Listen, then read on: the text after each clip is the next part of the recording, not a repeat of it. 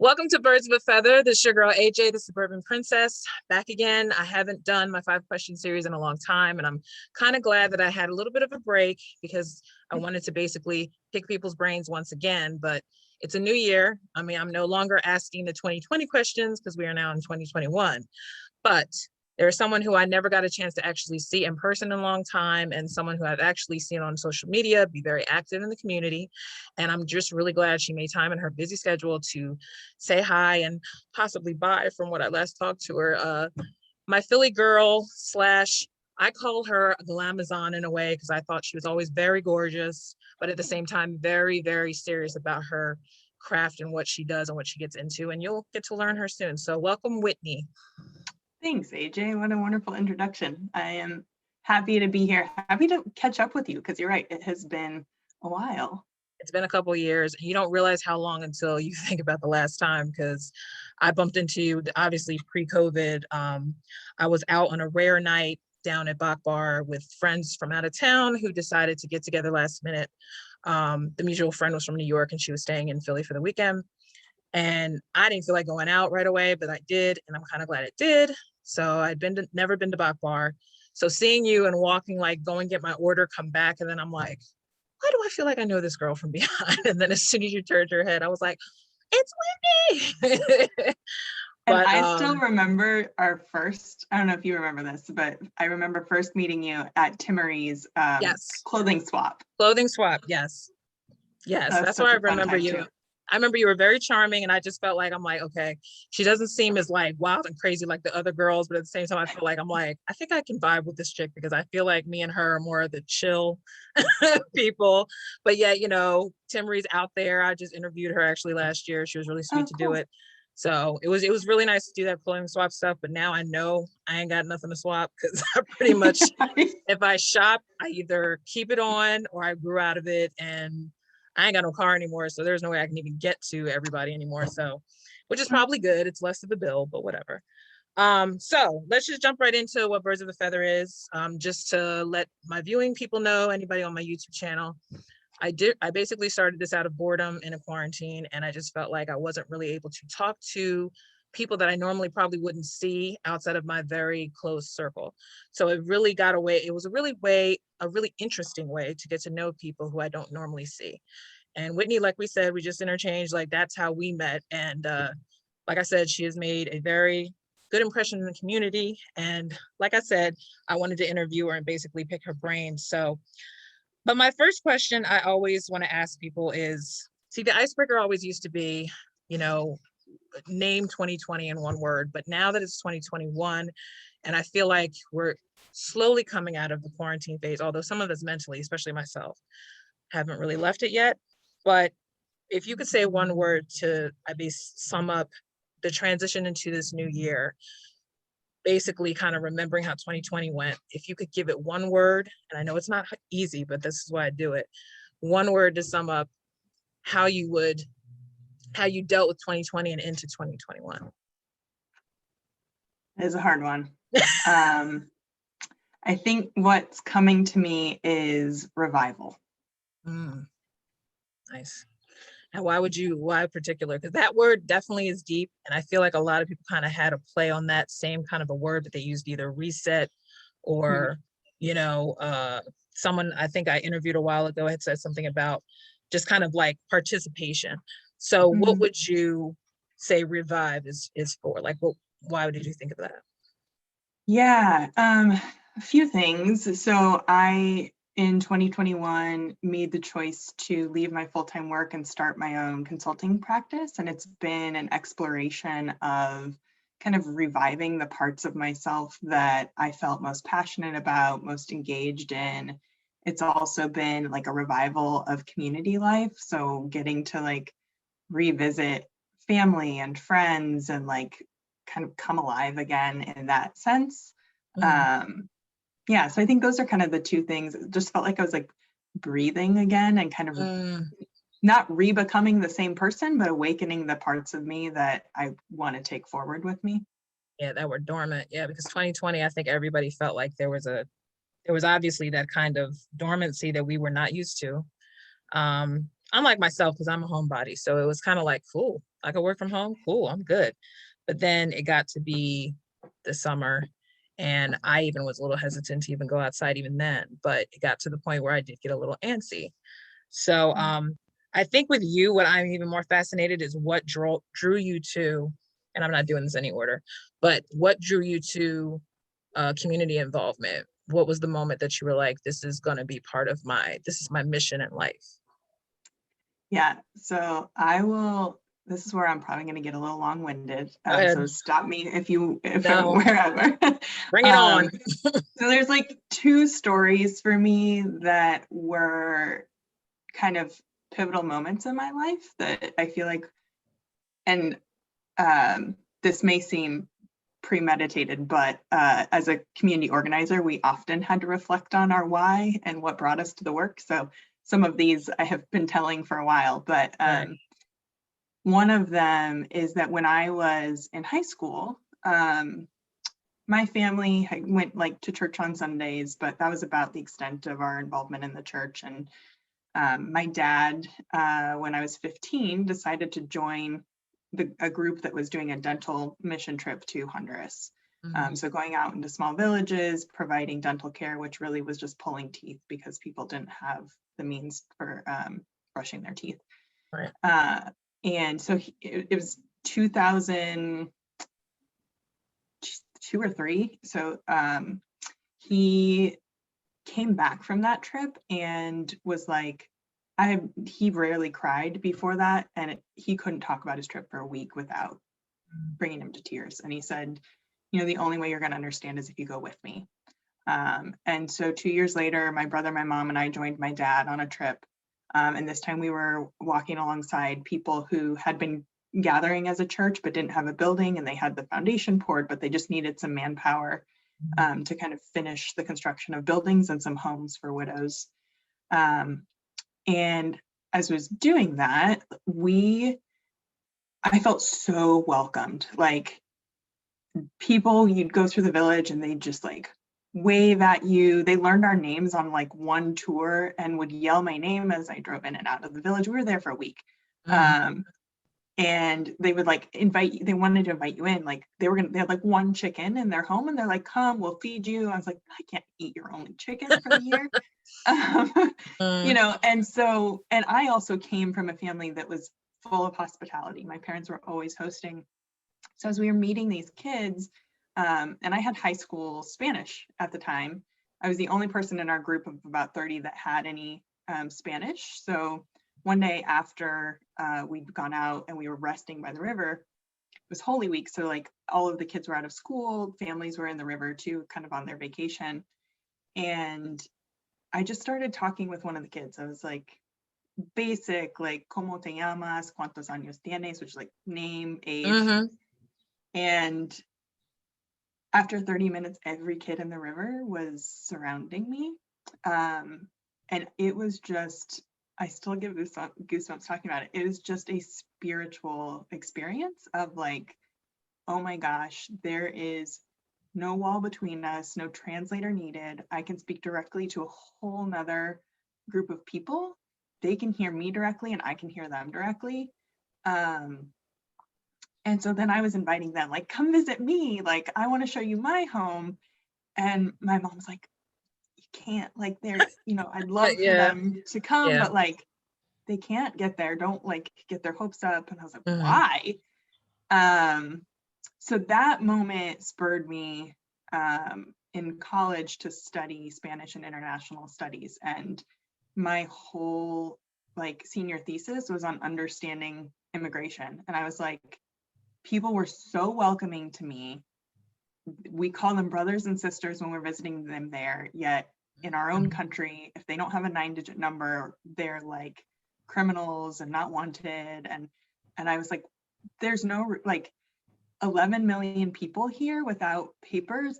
That's not, to be treated like second-class citizens. They aren't doing that for fun. Like, there's a reason. So I spent a ton of time just like investigating the push and pull factors of immigration and why my friends couldn't just come visit me and why, like, hold on for 1 minute, only because I have been fighting lawnmowers all day.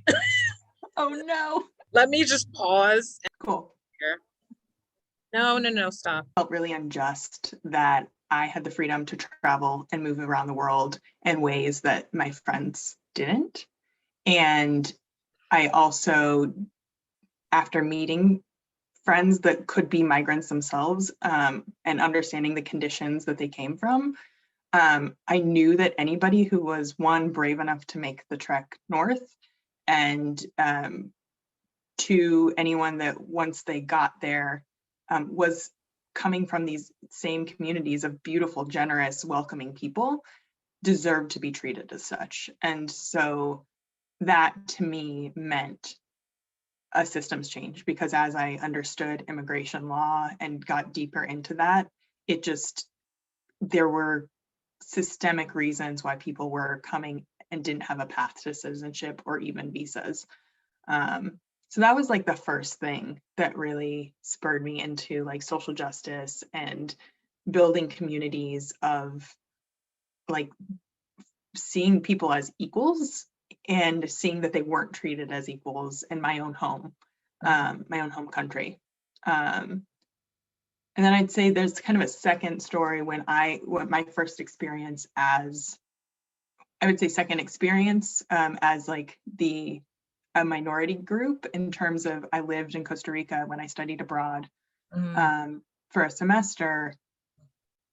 And that was a really eye-opening experience too, in terms of Bush was president at the time, and there was a real like hate-love relationship around US citizens, and especially in other countries, around like feeling like we were imperialists, and like I carried all of these ugly stereotypes with me. And at the same time, we were needed as tourists in this tourist economy in Costa Rica. So it was like they wanted you there, but they didn't actually really want you there. You'd get hissed at, you'd get harassed, you'd get like, you had to live on like pins and needles. I had a friend that got pistol whipped for like working on his laptop outside. And so just like that constant living and heightened fear for your safety, a target, but also knowing that like they still wanted you to, so it was just this interesting experience to also know what it felt like to be unwelcome, unwanted, yet needed. And so to me, that's also like how we treat undocumented immigrants, how we treat Black and Brown communities. It's like our economy depends on folks that we do not treat as if they are welcome and wanted. Absolutely. Absolutely. And that's actually bleeds into why I'm saying within the last year, I think everybody was forced to have to deal with that reality that we haven't changed, in terms of why we why we want to vilify and put those same communities in perilous situations, yet they know that half the jobs out there that they supposedly think, we're worried about losing are the jobs that some of us are not going to do anyway. So what does it matter whether or not that person's has a visa or whatever? If they're already here, they haven't gotten into any kind of trouble, they haven't caused any ruckus amongst races or whatever. If they're contributing and based in this country, immigrants built this country, and I hate to say it, I thought that was something we already knew. But this year should be the eye-opening result of what we were ignoring all this time. And I think just obviously why I say it leads into my question of how do you feel as a white American that you have even more of a drive, I guess, to kind of present yourself as someone who's just as equal as supposedly the other community. How did you feel your role as an American, and as obviously as in a ministry in a way? Do you feel like you've contributed, or do you feel like you've gotten any kind of pushback, because we're in a very sensitive racial climate right now? So what are your experiences? What have you learned, I guess? Oh yeah, I mean, both. I would say that my primary role is to listen, to acknowledge that I don't have the lived experience, and listen and follow the wisdom and leadership of people with lived experience. And so as much as possible, amplifying that, standing behind it, engaging with people who don't take that time to try to be a bridge builder and translate. And in ways, I hope that I've made an impact, and at the same time know that I've had to do a lot of reflection on the ways in which I got in the way now and in the past. I mean, I was in like convulsing, sobbing tears one day after George Floyd, as I reckoned with just like the racism in my own heart, that like no matter how hard I work and want to like be a part of dismantling it, we are surrounded by it and it's seeped in. And like, oh, I just so I know that like I've been in fact, there's another thing, there's a couple of stories that resonate from like community organizing that didn't necessarily happen this past year, but like sometimes even I trip over in terms of stepping up more because I know that I carry the face of the oppressor. I benefit from the systems. But like one was, I was in Ferguson after, so after the Michael Brown murder, my former organization asked me to come with other organizers to be on the ground and support the organizing that was happening in the local communities. And I was sitting in a parking lot with where the youth were organizing, and a common question, actually you asked it earlier, but a common question in those spaces is, why are you here? Like, what brings you to work? Why are you showing up? And I was one of, if not the only white person at that space at the time. There were plenty of other people that came in and out, but I think in that moment. And so they were starting around the circle. And so I was thinking like, okay, I have a minute to like gather my thoughts. But they skipped after two people. They were going in a row, and after two people, the leader just pointed at me and said, "Why are you here?"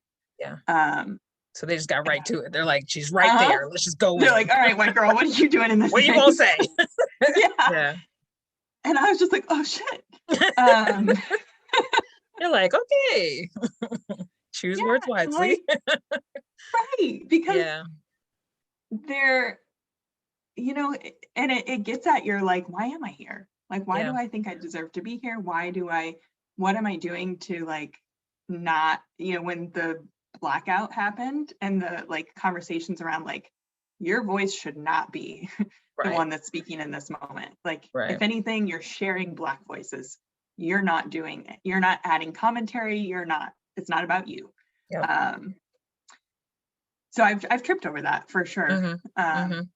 And it's been a friend and I were talking, kind of processing this together, and just like we would say in any other context that like no one voice speaks for an identity. So like I wouldn't come to you, AJ, and be like, what does the Black community think about this incident, right? Like, you can't do that. Right. Similarly, there's a diversity of opinions and perspectives about white people's role in this. Some people are like, shut up and sit down. Some people are like, use your platform, say something. Some people are like, don't say that. You know, exactly. Damned if you do, damned if you don't. Right. It's one of those situations where it could be with, but that's why I say with you, and I don't mean to interrupt, but I wanted to say, like, especially you at this point, where you obviously are open enough to get the pushback, but yet understand why it's happening. But yet, does the word ally annoy you? Because I know from myself, I even had a t-shirt, and I just had it because it was part of the t-shirt, but I didn't think twice about it because I realized, I'm like, wait a minute, I'm wearing a t-shirt that says ally and I'm Black. Why am I doing this? But I realized I was just trying to be a proponent because my, Jen, she's one of my best friends. So she's very passionate about equality. I always call her, she's very much like a hippie, peace loving, hair grease child. But at the same time, there are people who came at her and are still coming at her, if not on Facebook, just because they feel like she's fake and all this stuff. And does it anger you that some of those people sometimes are the ones who probably aren't even doing half the footwork? that activists has done even before, 2020, even before everyone had to really sit down because of quarantine and face the stuff that happens daily. Does that word make you uncomfortable, or is it more like, I get it, you know? Um, so in terms of the word, I like to use co-conspirator because it implies an active role in dismantling the system, but I don't feel ally doesn't bother me. Okay. In terms of like, how do I feel if it's someone who hasn't been active? I feel more agitated if it's someone who doesn't know my own history. Okay. And assumes that I haven't done anything, that I'm Yeah. just saying something. But I respect that even if someone has not themselves done anything in the like communal active space, if you have lived experience, you've lived it, you've fought it in your own ways. And you have every right to have thoughts about how my interactions are impacting you. And so honoring that, what I would say is sometimes a challenge is navigating just the nuances of honoring lived experience and tokenization, and like seeing in organizations when someone who has the lived experience is called on repeatedly to answer. And while they can speak from their own experience, they maybe haven't, just because of the nature of their role or their work or whatever, they haven't necessarily spent time understanding the community story. Gotcha. So for example, I think of like when we're working with some folks in my past that have dealt with addiction, and in their experience, 12-step program was the answer. It's what helped them. They got clean. They've been in recovery for years. They believe that should be the program for everyone, and that other things don't work because it didn't work for them. For folks who've worked with people experiencing addiction for a long time, they know that there's actually other programs that work for other people, and 12-step doesn't work for everyone. So there are times when I get irritated if we take one person's lived experience as the whole story, and that as someone who has spent over a decade in communities of color, hearing those stories, while I don't claim to have lived experience in all of those aspects, I do have a lot of time sitting with those stories to hear some of the patterns. So just kind of that respect of, I get it, I don't have it, and I also hope to contribute what I have heard from the communities I've walked alongside. And see, the thing is too, and I love how you had said the face of the oppressor. That was great. And then I also love how you basically said, when we're talking about tokenism, I know for one, me growing up mostly around mixed race, if not mostly white friends, I have no problem getting along with anyone, but I know that there's still always even that fear amongst other Black folk, that there are Black folk who just say one thing and don't really, I've been even teased, or maybe probably even accused, and I didn't hear it, but accused of being just a social media activist and not really a real one. And I'm just like, yeah, because realistically, I'm not going to put myself out there because that's never been my bag. I have done charity things and stuff, but I'm not the type of person who will stand on my feet all night. And I understand that it takes someone a special breed to be an activist. And I don't believe you should just, you should join when you can, but you have to commit. And I think the social media thing is because one, because I'm always on it, and two, because I just now recently, like most of America, has kind of realized there's been a lot of things that we weren't taught in school. And there are things that even if I was aware of, I never really delved into them, and today being of all days, them making Juneteenth a federal holiday is official, but I see on social media, the activist Tamika Mallory said, I'm not impressed. And I understand why she said that. But at the same time, like she said, she doesn't have a problem with people who are, because she knows that you got to take whatever step you can And there are other cultures who don't feel obviously as celebrated as they should be. All the more reason why I say it's a delicate thing to have to really, you can't appease to every person. Being in a presidential situation, I never expect too much of presidents, but I know that where we were last year was not a good space. And it brought obviously a heightened need for ignorant people to feel justified in their behavior. And that is what we need to get rid of. That, like you said, if you consider yourself a co-conspirator, I think we're all being that way in our little ways, whether it be social media or whether you actually, even if you just tell somebody not to give somebody heck for wearing a mask, like stuff like that, like little daily ways of just deciding, no, I'm not going to let you put me in a situation where we have to argue because this is stupid. There are too many important Right. things in the world, you know? And, but I appreciate that with you because I know that that's something that you've done. I can't really even say like, even, I know we could talk all day, but I feel like in this space, I know that you value that. So I guess my next question is going to be just what makes you continue to keep being active? Because it's not just in the Latino community, right? I assume you've done tons of different organizations. What keeps you going even now? Yeah. Well, first, I just want to affirm that we need everybody. And Yeah, like how in about your it? sphere, in your lane, like where you're comfortable, we need it. Mm-hmm. So like I would say your work on, social media, you have a following, people are seeing that, you're influencing mindsets. Like we Mm-hmm. need that just as much as we need people in the streets. So Right. um Well, thank you. I I would feel say, justified. So, yeah. What keeps me doing it is, and I appreciate that, you also have recognized that my faith is an important aspect in what drives me. And there, Ed Welch uses, I'm going to paraphrase because I think his quote's a little bit archaic, but what I took away from it is Mhm. that essentially God created man, woman, animal, other beings because his or her image, God's image, could not be reflected in any one non-divine being. And that the way in which we know God is in partnership with other images and reflections of God. Mm, So if I'm truly trying to love and um, know my creator, I mhm. have to love and know all of the other Creation. people, beings he's created. Yeah. Amen.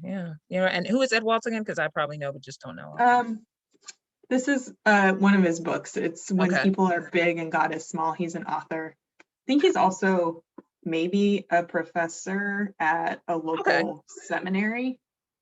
Okay. But It's again, always I awesome. would say like there were some good nuggets. Mm-hmm. Read it with a grain of salt. Gotcha. I got you. I mean, honestly, and like you said, us being women of faith, I think that what's become a newest, well, I shouldn't say conspiracy. I should say more of a another aspect of people, especially with my friend. Me and Jen have this conversation daily because she is an atheist, but we have been friends mostly because we are good spirited people. Mhm. She grew up Catholic, I grew up in a Christian household, but we both I can't really say I'm a follower per se down to the T, but I still do reference the Bible a lot in the way I live my life. Now, mind you, I'm not perfect, all the little things we get hung up on as Christians, I don't subscribe to that crap anymore. Like I've removed myself from legalism because I refuse to Yes. be, bound by that, because those are the same people walking around with guns and shooting people because they believe God told them to. Right. So the bastardization, I feel, of the Christian image, Mm. how do you feel? Because the history now is coming out that, a lot of Europeans are the ones that came over and basically brought that legalism into the Bible and Christianity. And that's why we kind of get caught up in fighting about ideologies and all that crap, and has nothing to do with anything. How do you feel like the church has kind of become lost in their way, I guess, in their message? Oh, that's a great question. I'm still wondering because I have Yeah. daily arguments with people. Yeah. I mean, I think you nailed it in this like legalism and this like this in fact, it comes out even a little bit when you were talking earlier in the social change movement, where we tend to think there's a right or a wrong or a pure way to do something. Yep. You have to be an advocate acting out in real life, or you're not a real advocate. That's bull. And so, like, similarly, I think that there tends to be this purist idea, and it's like we're fighting about what those little legal nuances are, instead of grounding in the broader sense of like mercy, love, justice, that honestly, I think is a shared faith value across most, if not all, faiths. And that's why I love working with, in fact, where I did most of my community organizing is with an organization called Faith in Action. And they are a multi-faith network that like basically brings people together around those shared values. And so I think we've been lost in that, like, and I appreciate my own pastor, and I think I've heard a lot of pastors lately just talk about, like, you can't really, no political party can really claim Christianity. And I think that's another element in which we've, at least in the US, gone astray in thinking that like one or the other completely represents all of, you know, that, yeah. It's really bad. It's really bad. The message is getting so confused. So bad. But I feel bad because also too, and I'm sure you feel the pull too, if you have friends who are of the gay community, LGBTQ, there are people who will, and they don't come at me per se, because they know I don't treat anybody any different. I know what the Bible says. I know what Leviticus says. I know what all those books say. But at the end of the day, I feel like that is between you and God, what happens at the end of the day, because God is watching us whether the lights are on or the lights are off. So your walk doesn't stop because you feel like you're hiding. You know, that was the whole ideal of garden, with the Adam and Eve theology, is that you can't really hide. At the end of the day, whether people want to argue about whether it's natural, miss me with that. Like, I'm tired. At the end of the day, I don't care what you do, you know, as long as you're nice, and as long as you treat people faithfully and nice, and do good things for people. At the end of the day, what you do behind closed doors is your business. I think it's just tripping people up, because I think, like you said, there's an image out there that people feel like defines a Christian. And and it doesn't, to me, make you less or more if you're not absolving or spitting out scripture every day. But it does acknowledge that you're being a hypocrite, in the sense that that is supposed to be what the word is really about, is about love. And like you said, God is a reflection of love through every creation. So you show respect, you get respect. So we're getting deep. I don't want to get deep, because like I said, I met you at the clothing swap. So obviously, you know, we had likes in some ways that we didn't realize, but, you know, like I said, I do believe, you know, things happen for a reason. So I think the one thing I definitely want to get on topic with, especially us, I don't know if you're 100% single, but I feel like I've been single since I came out the womb. Do you feel like dating and relationships are even more challenging right now, obviously post COVID, but just in general? Because like, you get older, I know I'm in my 40s, so I've learned that my bar was so high, I didn't realize how high it was until I really didn't want to date anymore. Do you feel like your experiences, maybe dating, if you did date a lot in the past or date now, it's kind of a struggle to really find someone, find a common ground with somebody, age you're at? And do you feel like part of it is because of your faith? And if not, does that matter? Great questions. I am single. And yeah, I definitely think it's gotten harder as I've gotten older. One, I think the pool is smaller, but Girl, tell me about it. We ain't missing nothing. I know that for sure. Like, damn. Yeah, but you're right. Like, because I do identify as Christian, I actually hesitate, like, do I share that up front? Because there's all, it's kind of going back to my Costa Rica story, like there's all these stereotypes that come with that. And I feel like I have to immediately be like, but I'm a Christian that thinks and does this. Yeah. I'm still human. Yeah. Don't get it twisted. Like, I just know I'm not Jesus. like the crazy people that voted for Trump. Right. Exactly. Yes. Um, so yeah, so that's, yes. Also just that like I I do tend to have like I am a leader in my life in most traits, and like finding someone who's comfortable with that and who can lead me, Mm. which, like you have to show me that you are someone I can follow. Amen. Amen. That's important too, because So that's another popular aspect that I know I've seen in discussions and articles about how some celebrities have come out and said, like you shouldn't be afraid to submit to your husband. And I'm just like, yo, chill with the word submit, because everyone thinks that means like you can't have a backbone. That's not what they're saying. They're saying that there's a role for the woman and a role for the man, or XX, whatever, relationship. There is a person who is the provider. There's a person who's, I guess can be a provider as well, but in another aspect. It doesn't have to necessarily mean like I'm just going to lay down and have my husband walk on my back, and I just feed him dinner. Um, that well, whole image is a part of the problem, I think.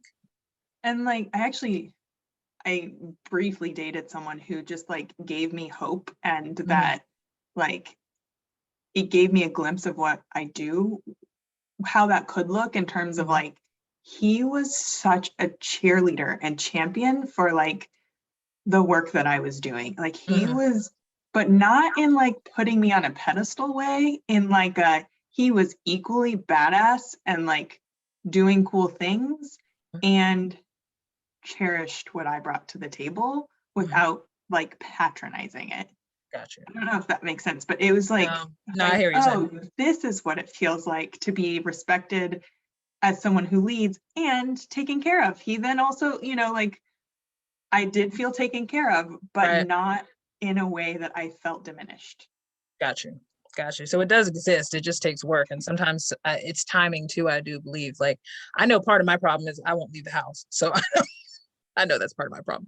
But realistically, if you are busy, like you are and active, I understand that can also be right thing, wrong time, So, and not getting in your business at all. But I mean, it's more just like I find that sometimes that's what it is too. When you do find something, it's almost like they say, it's too good to be true, or I wasn't ready, because sometimes you just aren't, and that's okay.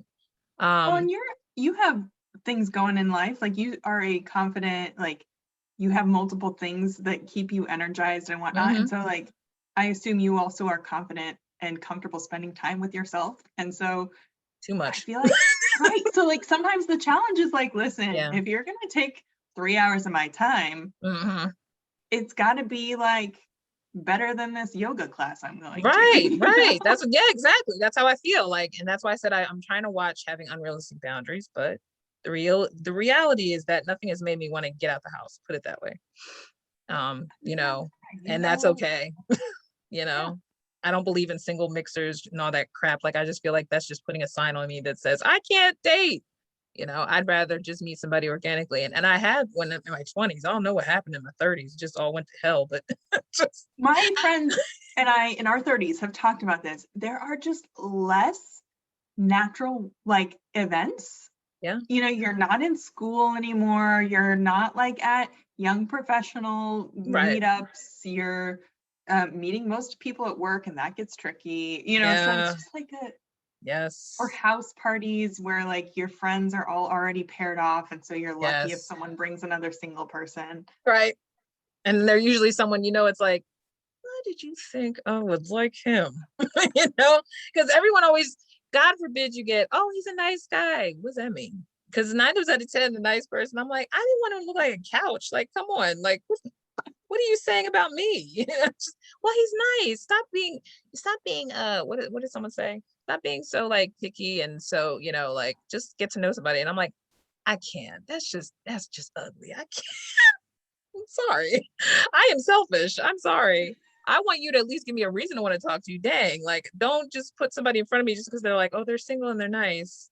Yeah, so am Yeah. I. I also Okay. find that like the times in my life where I did find a long-term relationship, Mhm. I was really in a place where I wanted to pour into, like, I had love to give.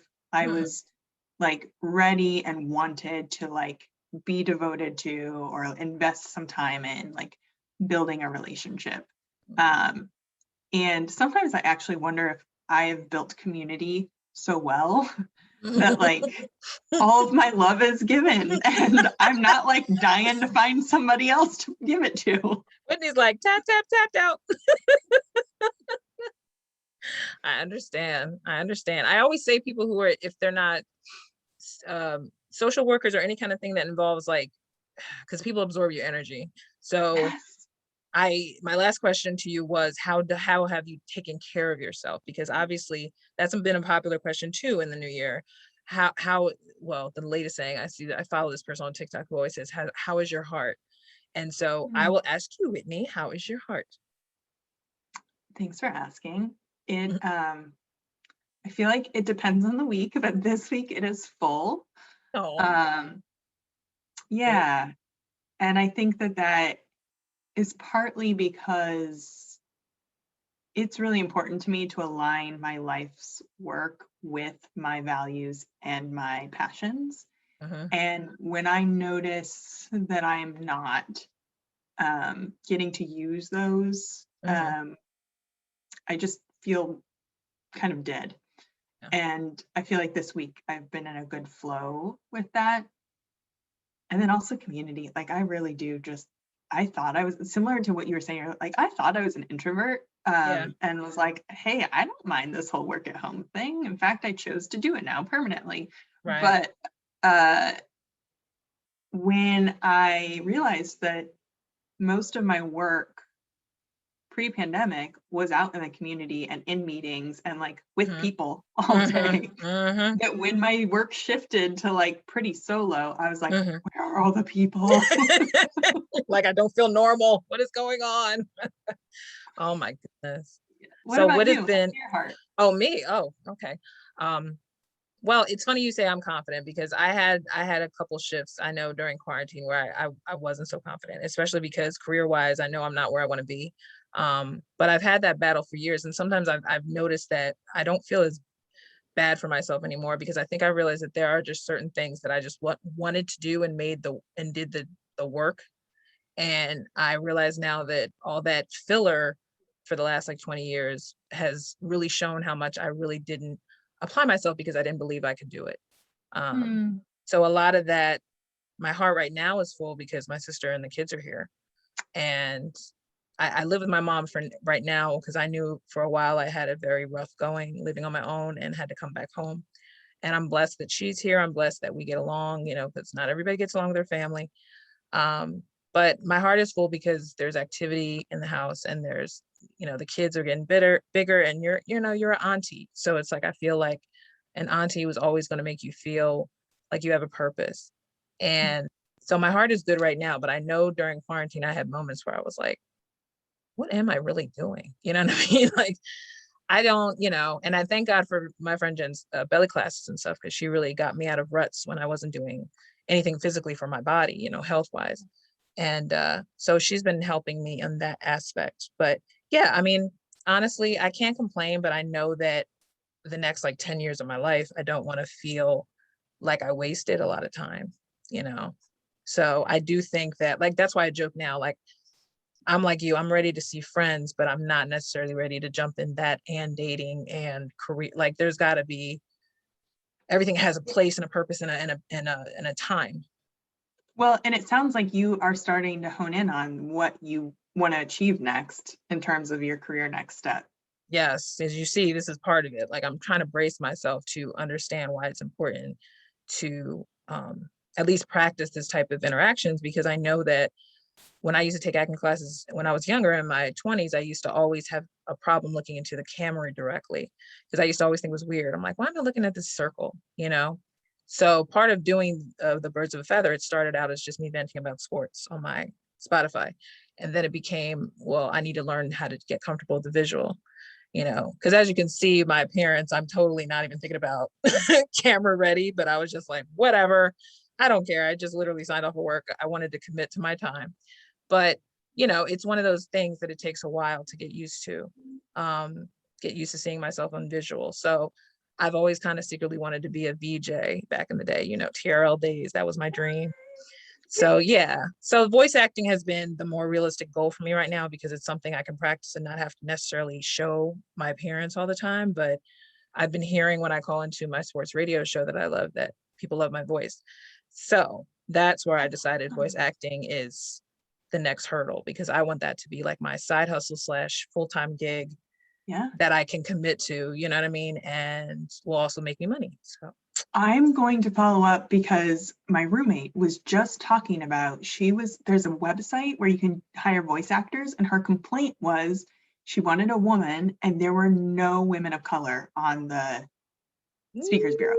See, divine. I'm telling you, Yeah. there's a reason why we had this, because we moved this date around 20,000 times. So I'm like, hey. So yeah, we will be talking after we wrap this up. And that's why I say like, that was going to be my last question, because I figured that would me, I didn't want it to be all deep and dark and stuff, but I know it would be stupid to not even talk about what's been going on in the world, because it does affect all of us on some frame perspective, because everything has shifted in a way. And I knew there was a shift happening. I think like most people, I kind of bought into, because it was 2020, everything was going to change for the better. And in a way it did, but it had to be bad before it got better. So, we're still in that phase, I mean, speaking of books in the Bible, it's like Ecclesiastes. I always think about, there's a time, and is that Ecclesiastes or that wrong book? There's a time and a place. I can't quote scripture, so I'm gonna go with whatever you say, and we can fact check it on the back end. Look, I know, because in the back of my head, I'm like, there's only certain scriptures I know from like, top to bottom, but then other time I'll be like, there's a Second Kings, like, but yeah, so Birds of Feather, like I said, is a brain child of mine, because I basically wanted to create the feeling of relating to people in quarantine, and it just kind of took off as like practice for me, so because I know I'm not doing the reels thing like totally like hardcore, but I'm like, this is kind of my excuse to get that part of my dream out, You have to start somewhere. And I mean, this is how entrepreneurs start. Like, True. I don't know if so I've been posting about these InstaFam workouts that I do now every like 3 times a week. So it started out as like Chanel, her and her brother are like coaches, and her husband Tori, who's Tori Smith, former NFL player. Yes. And they just did a workout for their family on Zoom.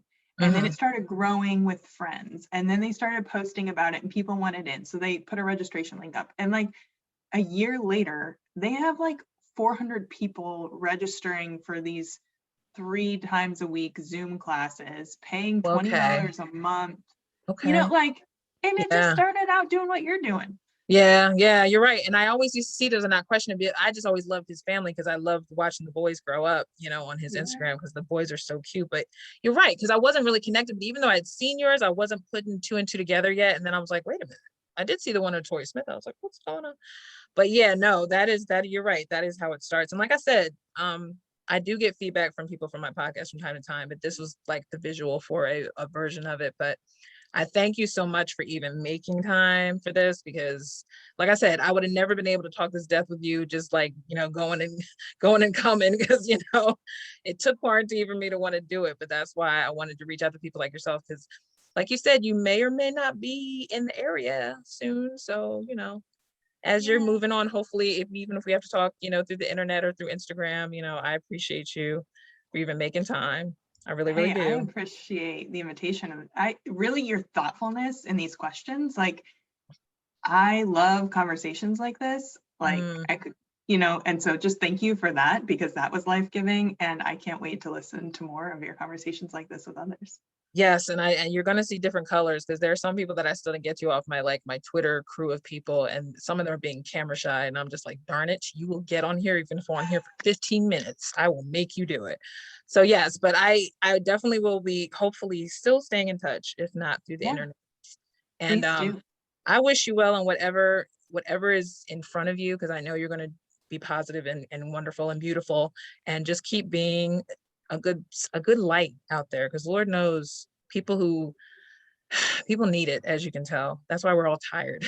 Like everybody has that feeling of like, ugh, you know, that's why you kind of just need to remember self-care. So I Absolutely. appreciate you for joining Birds of a Feather. I appreciate anybody who's watching and who will watch in the future, because this thing is gonna blow up. Now that Whitney gave me some reassurance, I'm just gonna put it out there. It's gonna blow out. So, but thank you so much. And hopefully, like I said, once you totally leave, or if you don't leave, definitely we will keep in touch. And I wish you well.